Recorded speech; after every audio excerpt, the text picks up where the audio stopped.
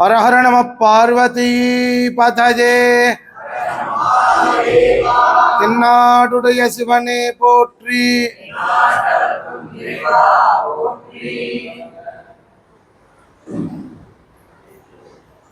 நம சிவாபியாம் நவயௌவனாபியாம் நகேந்திர கன்யா விருஷகேதனாபியாம் பரஸ்பராஸ்லிஷ்ட பபுர்தராபியாம் நமோ நமஹ சங்கர பார்வதிபியாம். பகவானுடைய அனுகிரகம். குடகு யாத்திரை, கர்நாடகா யாத்திரையில் கோகர்ணம்ங்கிற திவ்ய கஷேத்திரம் ரொம்ப அற்புதமானது. ருத்ரயோனி, வருணாவர்தம், பிரம்மபுரம், கைவல்ய நவநீதம், தீர்த்தக்ஷேத்திரம், வருணப்பிரசாதம், ராவணபுரம், கோகர்ணம். இந்த ஊருக்கு இத்தனை பேர். ஸ்கந்த புராணத்தில் சனத்குமார சம்ஹிதையில் கோகர்ண மகிமை அப்படின்னு 118 அத்தியாயம் இந்த க்ஷேத்திரத்தை சொல்றது. அப்போ அந்த க்ஷேத்திரத்தினுடைய மகத்துவத்தை யாரால சொல்ல முடியும்? பெரிய பெரிய மகரிஷிகளால சொல்ல முடியும். அத்தனை பேரும் கேட்கிறாளாம். சாதாரணமா மேற்கு பார்த்து ஒரு சிவாலயத்துக்கு போனாலே அவ்வளவு விசேஷம். அதுல நதி தீரத்தில் அமைஞ்சிருக்குன்னா அதை விட ஜாஸ்தி. ஒரு மலை வேற அமைஞ்சிருக்குன்னா அதை விட ஜாஸ்தி. ஒரு வனத்துல, ஒரு காட்டுக்கு நடுவில் அமைஞ்சிருந்தா அதை விட வசதி. ஒரு 9 கோடி சிவாலயம் போன பலன் கோகர்ணத்துல உள்ள நுழைஞ்சால் கிடைக்கிறதா. நபூதோ ந பவிஷ்யதி. கோகர்ண க்ஷேத்திரத்துக்கு இந்த பூமியில ஈடு இணை வேறு எதுவும் இல்லையா. ஒரு சந்தர்ப்பத்தில் இந்த க்ஷேத்திரத்தினுடைய மகிமையை சாதாரணமா தேடி பார்க்கலாம் அப்படின்னு எல்லாரும் ஒன்று கூடுறாங்க.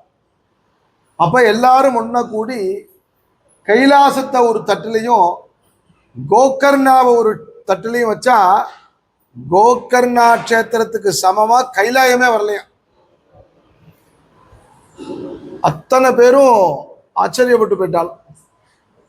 இவ்வளவு பெரிய க்ஷேத்திரத்துல சுவாமிக்கு மகாபலேஸ்வரர்னு பேர். அம்பாளுக்கு தாமிர கௌரி, கோகர்ணேஸ்வரி. சுவாமிக்கு இன்னொரு பேர் கோகர்ணேஸ்வரர்.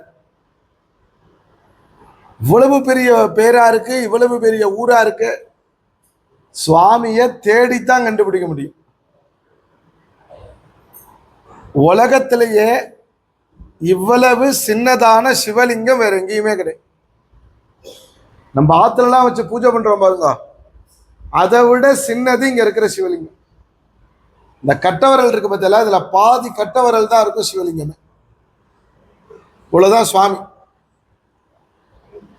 பேர் பாருங்க, மகாபலேஸ்வரர்னு பேரா. அவ்வளவு பெரிய பேர்.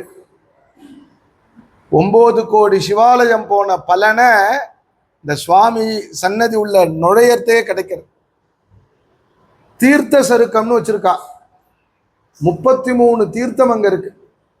ஒன்னொன்னுத்துக்கும் ஒரு புராணம் இருக்கு.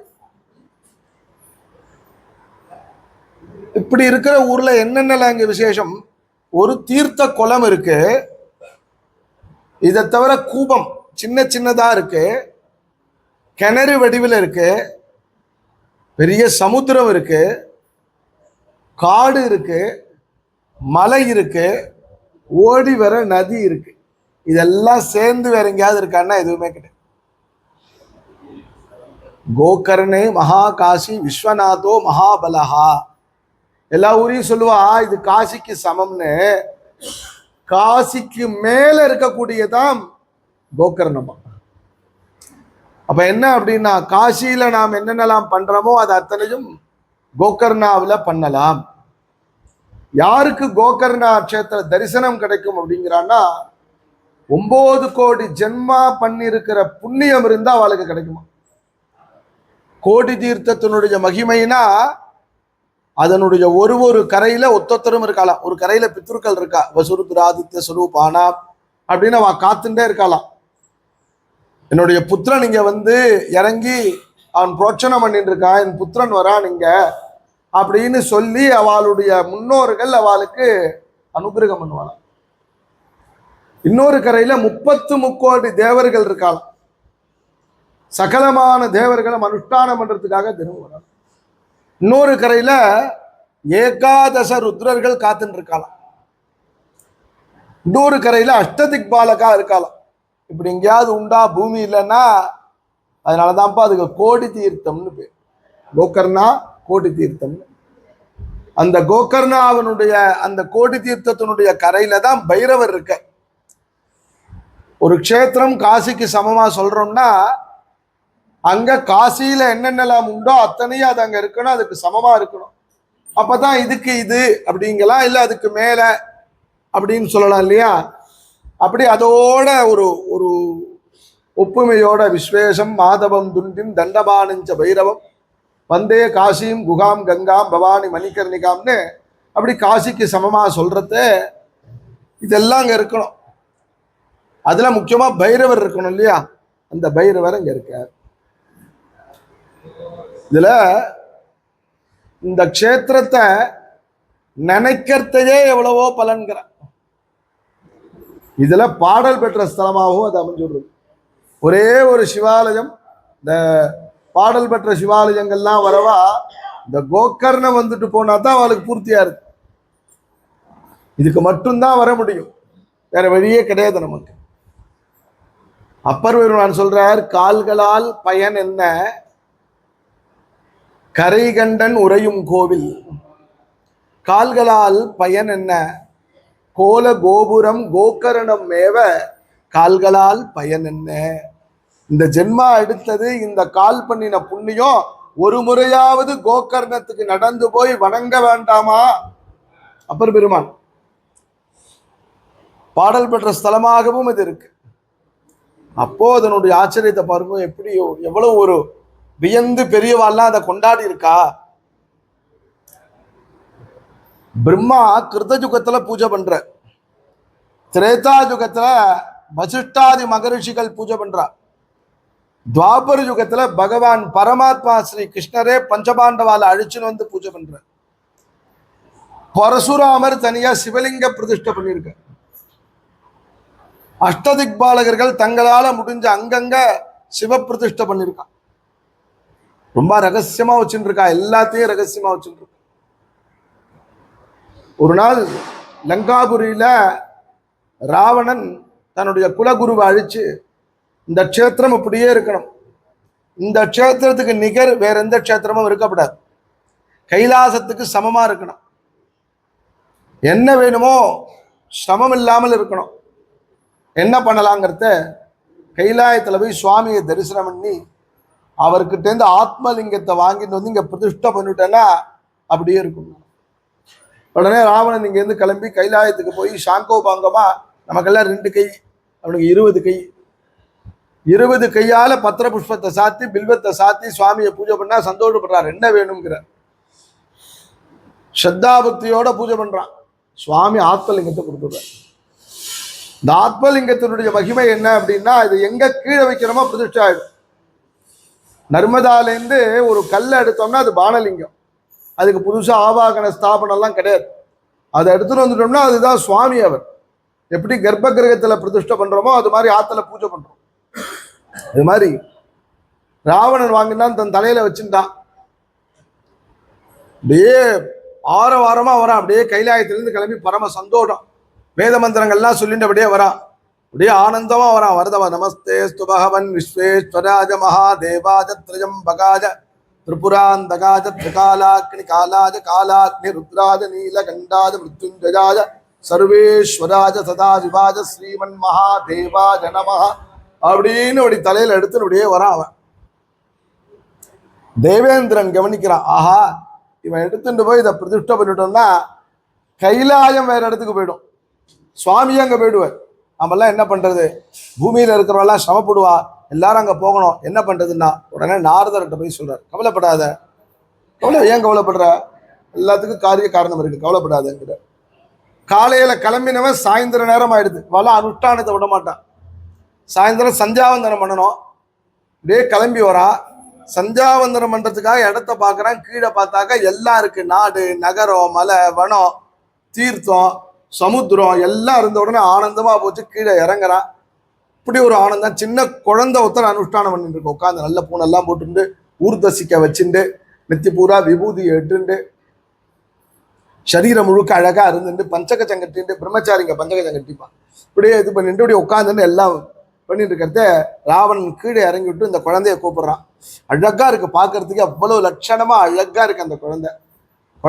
இந்த சிவலிங்கத்தை கீழே வச்சிடக்கூடாது, நீ அனுஷ்டானம் பண்ற, நான் வேற யார்ட்டையும் தரமாட்டேன், உன்னை பார்த்தா பிராமணன் மாதிரி இருக்கு, இதை கையில வச்சுக்கோ, நான் ஒரு 3.25 நாழிகைக்குள்ள வந்து ஒரு அனுஷ்டானத்தை முடிச்சுட்டு 1.5 மணி நேரம் 3.25 நாழிகை அனுஷ்டானத்தை முடிச்சுட்டு வந்துடுறேன், அதை கையில வச்சுக்கோன்ட்டு கையில கொடுக்குறான். இந்த குழந்தை வாங்கிட்டு இந்த குழந்தை சொல்லித்தான் 3.25 நாழிகைன்னு கால அவகாசம் கொடுத்துருக்கேன், அதுக்கு மேல நான் வச்சுட்டு இருக்க மாட்டேன் அப்படின்ட்டு. அதனால என்னன்னா இறங்கினா தீர்த்தம் ஆடினா கண்ணை மூடினா நேரம் போறதே தெரியல. 3.25 நாழிகைலாம் கடந்து விடுது. இந்த கையில வாங்கின குழந்தை என்ன தெரியுமா பண்ணிட்டு 3 தடவை அவனை கூப்பிட்டுது, அப்பா நீ என்கிட்ட கொடுத்தையேன்னு குரலை கூப்பிட்டுது, ஹே மகாபிரபோ அப்படின்னு திரும்பி பார்க்கறான். 2வது குரல் 3வது குரல் பூமியில வச்சுருது. ஓடி வர அங்கேருந்து, ஆஹா கீழே வச்சுட்டே அப்படின்னுட்டு அந்த குழந்தையினுடைய இப்படி பண்ணிட்டேன்னு குட்ட போன பாருங்க. கணபதி பிரத்யட்சமான திமுக ரொம்ப அழகா திரிபுஜ கணபதியா 2 கரங்களோட பிள்ளையார் இருக்கார். நெத்தியில குட்டினா ராவணன் நெத்தியில குட்டின பிள்ளையாருக்கு இன்னும் அந்த ராவணால குட்டுப்பட்ட அந்த கணபதி அங்க இருக்க கோகர்ணாவில் இருக்கார். அவரால் இந்த பிள்ளையார் இங்க பிரதிஷ்டை. இங்க போக வேண்டிய பிள்ளையார் ஆத்மலிங்கம், கைலாயத்திலேருந்து வந்த அந்த கணபதி ஆகப்பட்டவர் சுவாமி தன்னையே கொடுத்தார். அதுதான் ஆத்மலிங்கம், தன்னையே சுவாமி கொடுக்குறார். அதுதான் அந்த ஆத்மலிங்கத்தை அப்படி இப்படி இப்படி வச்சா. அதுக்கப்புறம் ராவணன் பிரம்ம பிரயத்தன அசுரன் ஒன்னும் 20 கையால பூமியோட தூக்குறான்.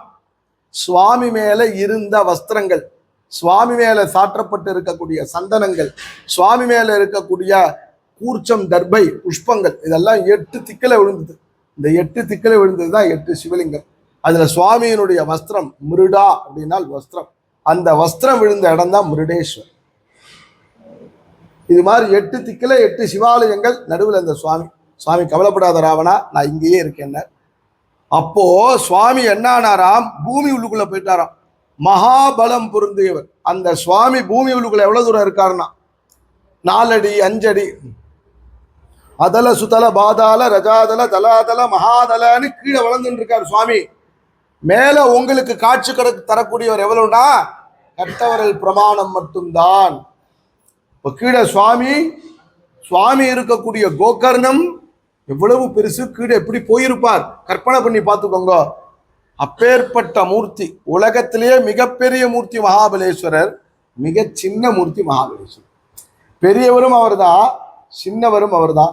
ராவணனுக்கு அனுகிரகம் பண்ணினார். மகா சிவராத்திரி புண்ணிய காலத்துல இங்கேயும் வந்து ராவணன் வழிபாடு பண்ணுகிறார். சுவாமி மேல ஒரு வெள்ளி கவச்சம் போட்டுருப்பா, அது உள்ளுக்குள்ள ஒரு குழி இருக்கும். அந்த குழி உள்ளுக்குள்ள கைவிட்டு பார்த்தா தான் சுவாமி தெரிவார். உங்களுக்கு வாய்ப்பு இருந்தா உள்ளுக்குள்ள நீங்க போய் தொட்டு பார்க்கலாம், இல்லைன்னா மேல கவச்சம் போட்டிருப்பா, வெளியிலேருந்து நமஸ்காரம் பண்ணிக்கலாம். அது நம்மளுடைய நேர கால அவகாசத்தை பொறுத்து தான் அது அப்படி அமையும். இப்படி இருக்கக்கூடிய கோகர்ண கஷேத்திரம் இன்னைக்கு நமக்கு அற்புதமான ஒரு தரிசனமாக போகுது. கோகர்ணத்தை எப்படி 33 தீர்த்தத்தினுடைய மகிமை, வருண தீர்த்தம், சிவபெருமானுடைய ஜடையிலேருந்து விழுந்ததுனால ஜடா தீர்த்தம், கங்கா யமுனா சரஸ்வதி சேர்றதுனால சங்கம தீர்த்தம், ரிஷிகள் எல்லாம் நடந்து போனதுனால ரிஷி தீர்த்தம், தேவேந்திரன் தபஸ் பண்ணதுனால இந்திர தீர்த்தம், அகஸ்தியர் இங்கதான் வந்து காலகேயர்கள் வெளியில வந்து எல்லாரையும் சாப்பிட்டு இருந்தா. வருண பகவான் கூப்பிட்டு சொன்னாரு, வா இப்ப பார்த்தாலும் இம்சை பண்றான்னு. உடனே சமுத்திரத்தை குடிச்சுட்டார். சமுத்திரமே வத்தி விடுது. எல்லாருமே பிரார்த்தனை பண்றான், வருண பகவான் பா திருப்பி கொடுத்துரு, நான் ஆச்சமனம் முன்னது பண்ணதுதான்ப்பா, ஜீரணம் ஆயிடுத்த, இனிமேல் தர முடியாதுன்னு. உடனே சிவபெருமான் கவலைப்படாதுன்னு சொல்லி திருப்பி சிவபெருமான் அனுகிரகம் பண்ணினார். லவன இக்ஷு சுரா சர்பி ததிக்ஷீர சுத்தோதகன் சப்த சாகரத்தை சுவாமி அனுகிரகம் பண்ணி கொடுக்குறார். இப்படி எல்லாம் இருக்கக்கூடிய ஒரு அற்புதமான ஒரு சிறப்பு. ஒன்னொன்னுத்தையும் நம்ம இதுல சொல்ற தீர்த்தத்தினுடைய மகிமையே.